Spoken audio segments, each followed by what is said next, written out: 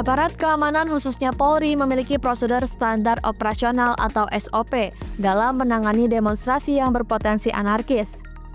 Pendekatan yang dilakukan bersifat bertahap, mulai dengan upaya persuasif dan edukatif. Petugas memberikan arahan kepada massa untuk tetap menjaga ketertiban dan menghentikan tindakan melanggar hukum. Kemudian berkomunikasi dengan penanggung jawab aksi untuk mencari solusi damai dan memberikan pemahaman mengenai aturan dan konsekuensi hukum dari tindakan anarkis. Tahapan berikutnya, upaya preventif. Polisi melakukan pengamanan peraturan lalu lintas, penjagaan, pengawalan, dan patroli untuk mencegah terjadinya pelanggaran. Upaya represif merupakan tahap terakhir. Menghentikan tindakan anarkis, upaya paksa, membubarkan massa, dan melakukan penegakan hukum. Penindakan hukum terhadap pelaku anarkis bukanlah membungkam kebebasan berpendapat, melainkan untuk mempertahankan ketertiban umum, melindungi hak masyarakat luas, dan memastikan bahwa penyampaian aspirasi dilakukan dalam koridor hukum yang berlaku. Saya sependapat sekali dengan arahan dari Presiden. Arahan dari Presiden dalam pemahaman hukum itu kan adalah instruksi kan. Instruksi secara hukum juga. Jadi melakukan tindakan tegas kepada oknum, demo, para pelaku yang melakukan tindakan yang anarkis, memang harus dilakukan tindakan yang tegas. Law enforcement itu harus dilakukan secara tegas dan tidak boleh ada keraguan dari Polri untuk melakukan itu. Jadi harus dipisahkan bahwa pendekatan yang preventif, pendekatan yang edukatif seperti itu bisa dilakukan di luar tindakan-tindakan represif gitu. Seperti buruh atau mahasiswa saya lihat masih dalam linear yang dilakukan pendekatan preventif oleh Polri. Tapi kalau sudah tindakan yang anarkis, siapapun demo, pengikut demo, yang ikut turunannya dari demo itu harus dilakukan tindakan-tindakan yang tegas. Penjarahan pun juga itu sebenarnya tidak dibenarkan, siapapun tidak dibenarkan. Itu juga harus dilakukan tindakan-tindakan yang tegas dari Polri. Kapolri Jenderal Polisi Listio Sigit Prabowo menegaskan akan menindak tegas aksi anarkis dalam unjuk rasa yang belakangan marak terjadi di sejumlah wilayah. Terkait dengan masalah pengamanan dan penanganan terhadap 7 orang yang kemarin melindas sopir ojol yang kemudian almarhum. Seperti diketahui oleh rekan-rekan bahwa proses penanganan oleh Propam kemarin sudah berlangsung dan saya sudah perintahkan untuk dilaksanakan secara cepat, maraton, sehingga kemudian bisa segera diinformasikan kepada masyarakat.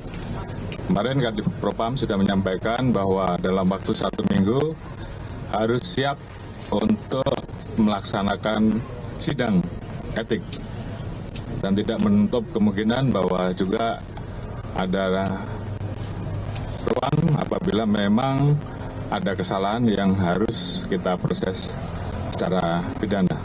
Dan kita sudah membuka ruang untuk Kompolnas, untuk Komnas HAM, untuk bisa mengakses dan mengikuti proses yang sedang kita tangani. Terkait dengan aksi unjuk rasa yang terjadi beberapa waktu ini, kita melihat bahwa aksi yang berlangsung di beberapa wilayah saat ini cenderung tidak sesuai dengan aturan sebagaimana yang diatur di dalam Undang-Undang Nomor 9 Tahun 98 terkait kemerdekaan menyampaikan pendapat di muka umum. Jadi saya ingatkan bahwa terkait dengan penyampaian pendapat itu adalah hak bagi setiap warga negara dan dilindungi undang-undang. Namun tentunya ada syarat-syarat di dalamnya. Antara lain harus memperhatikan kepentingan umum, mengikuti peraturan perundang-undangan yang berlaku, dan salah satunya juga harus selalu menjaga persatuan dan kesatuan bangsa.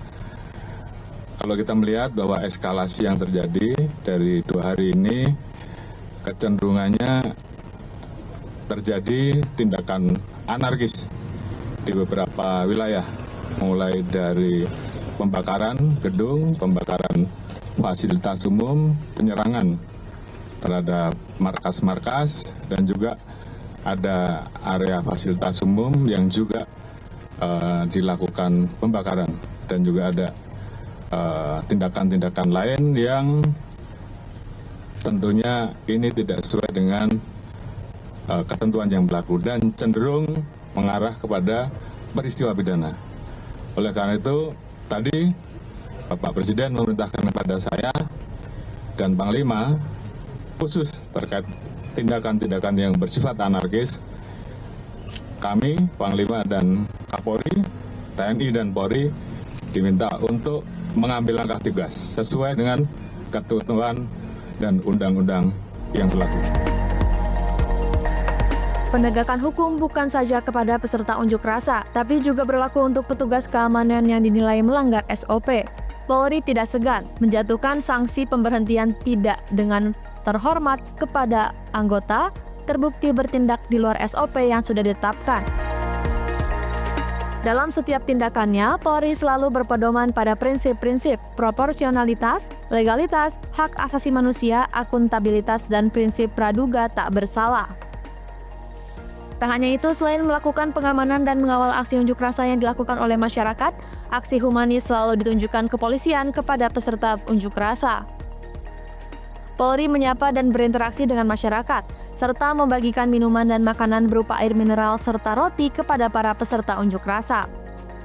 Kehadiran Polri dengan berbagi kepada masyarakat ini juga merupakan kehadiran Polri tidak hanya sebagai penjaga, melainkan juga pelayan masyarakat dan penyemangat dalam berdemokrasi.